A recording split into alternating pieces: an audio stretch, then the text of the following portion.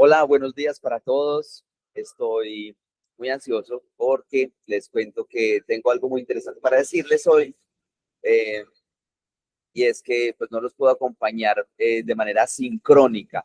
Estoy tomando unos talleres en la ciudad de Cali y bueno, pues parte de lo que me tengo que acomodar para los talleres es los cambios de look, como lo que tengo aquí, como lo que me hice acá en la cabeza y los cambios inesperados de horario.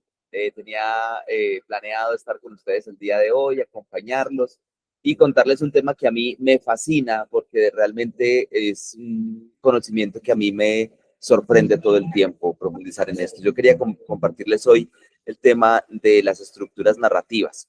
Para eso voy a compartirles aquí una pequeña presentación donde armé más o menos como un boceto, como un recorrido sobre lo que pueden ser algunas estructuras narrativas y lo que conocemos hoy en día como storytelling. Cuando hablamos de storytelling, es básicamente cómo nosotros estamos disponiendo la información que hemos aprendido a recoger para componer nuestra historia, cosa que ya hemos hecho a lo largo de estas 11 sesiones anteriores, cómo recoger la información de los personajes, cómo recoger la información de las locaciones, cómo mirar cuáles son las situaciones, cómo se pueden ordenar. Es decir, todos estos que son insumos que nosotros vamos recogiendo para contar una historia, la manera como la presentamos o cómo la armamos, a eso le podemos llamar storytelling, es decir, cómo la componemos, cómo organizamos la información para eso. Pero esto no es digamos que un conocimiento nuevo, no es algo que recién se lo hayan inventado, como a veces hacen parecer algunas personas o algunos libros que se venden como si el storytelling fuera una novedad recientemente descubierta. Y vamos a darnos cuenta por qué no es una novedad recientemente descubierta, porque esto ha existido durante mucho tiempo con otros nombres. Cuando hablamos de cómo contar historias o del storytelling, tenemos que recordar una cosa que hablamos, si no estoy mal, en la primera sesión o en la segunda sesión. Y era la diferencia entre lo que es el lenguaje oral y el lenguaje escrito. Por acá están llegando mis compañeros de taller, pero ellos saben que yo estoy grabando aquí esta clasecita. Yes. Buenas, buenas. Entonces, esa diferencia entre lenguaje escrito y lenguaje oral es clave para entender por qué o cómo funcionan las estructuras narrativas y el storytelling. Cuando hablamos de lenguaje oral, hablamos que el lenguaje oral es así como lo que acaba de suceder. Es errático, enredado, se va para un lado, se va para el otro, se hace un rollito ahí y digamos que trata de resolver lo que está diciendo. Cuando hablamos de lenguaje escrito, nos toca hacer, o nos toca no, digamos que se requiere ser ordenado, ser claro, ser consecuente, y más o menos así nos funcionan las estructuras narrativas para montar cualquier historia que nosotros queramos contar en materia de storytelling. ¿Eso qué quiere decir? Entonces vuelvo a lo que les estaba diciendo. Entonces, de storytelling, básicamente lo que ha sucedido es que siempre, durante toda la historia de la humanidad, hemos contado historias. Las pinturas rupestres nos cuentan una historia, las primeras formas de arte tribal nos cuentan también una historia, la manera como se han contado las fábulas y las historias, vuelvo y repito la palabra historia, las fábulas durante miles de generaciones. Todos esos cuentos que nosotros no sabemos son formas de storytelling, es decir, eso siempre ha existido. Solo que hoy los pasamos por el filtro de la academia y los pasamos por los filtros escolares que nos permiten, digamos que, establecerlos o estandarizarlos.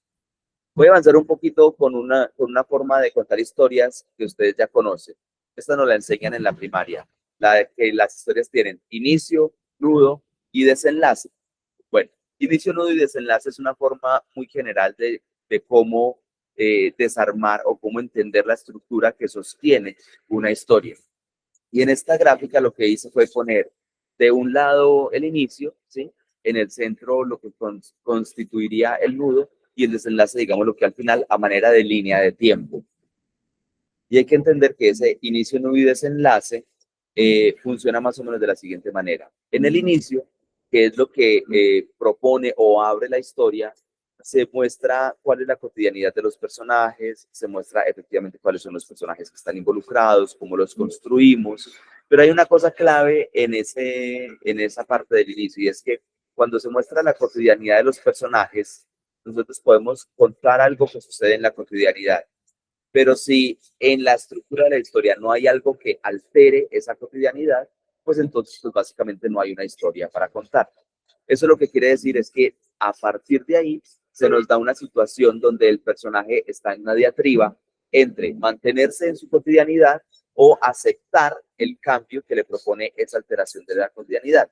Por lo general, el personaje acepta ese cambio y lo que quiere decir es que de ahí en adelante se puede contar una historia.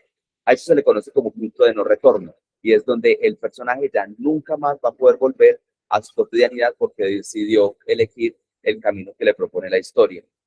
Y en el nudo de la historia se desarrollan entonces, como lo puse ahí, como diferentes puntos álgidos, pueden ser 2, 3, 4, dependiendo de la extensión de la historia. Esos puntos álgidos son situaciones que, a partir del punto de no retorno, donde el personaje se plantea una situación que quiere alcanzar o un nuevo objetivo o una meta, dada la alteración de su cotidianidad, son situaciones que alejan el personaje de obtener o de alcanzar esa meta, pero cuando lo resuelve está muchísimo más cerca. Entonces, como pequeñas dificultades que el personaje va enfrentando durante el desarrollo de la historia para poder alcanzar lo que quiere.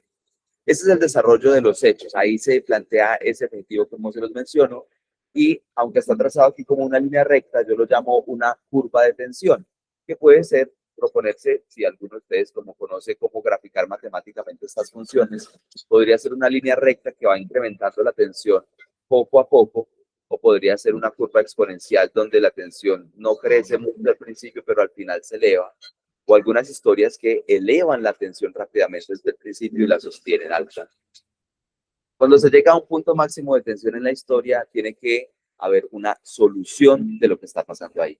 Todas las historias atraviesan por eso. Esa solución puede ser de dos formas.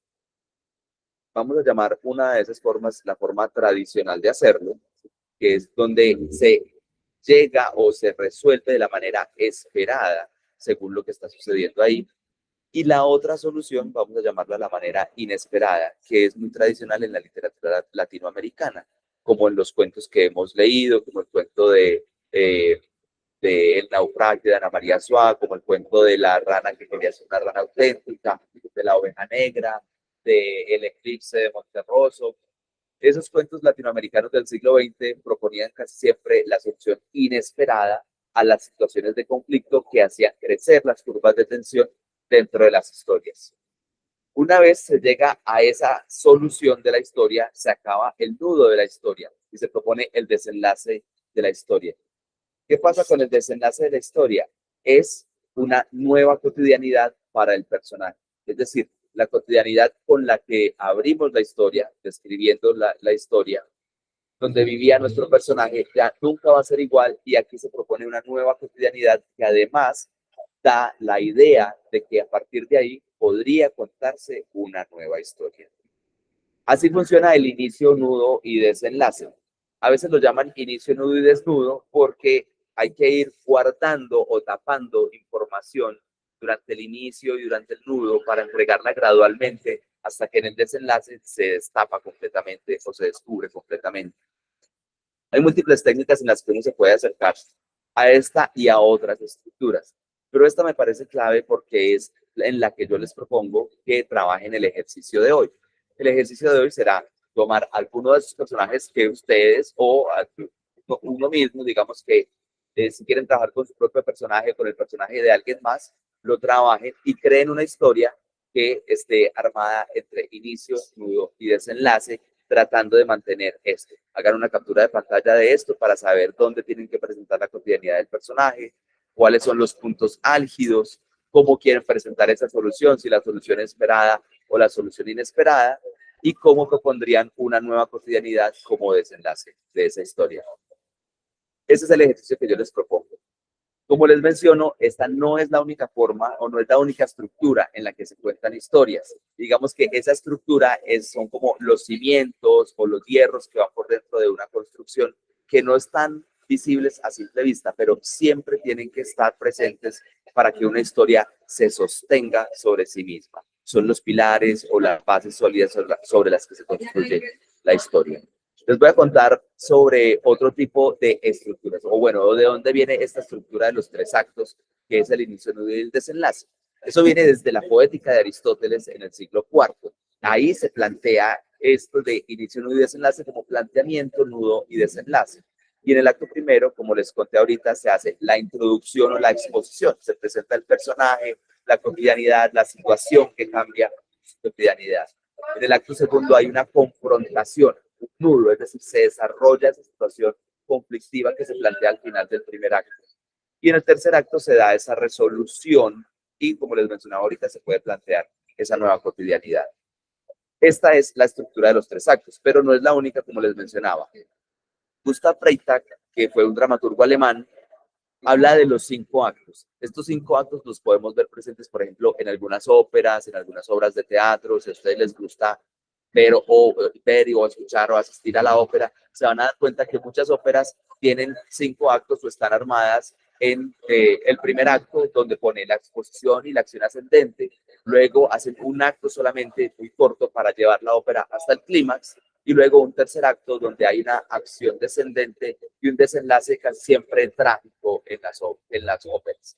Esta es otra forma de contar historias, que también ustedes la pueden experimentar dependiendo de si quieren adentrarse un poco más en esto. Hay otra forma mucho más moderna, que es la que propone Dan Harmon, que es el guionista que creó la serie animada que se llama Rick and Morty. Y él propone hacer las historias en 8 pasos. Digamos que un personaje está en su zona de confort, eso es más o menos como contar la cotidianidad, ¿sí?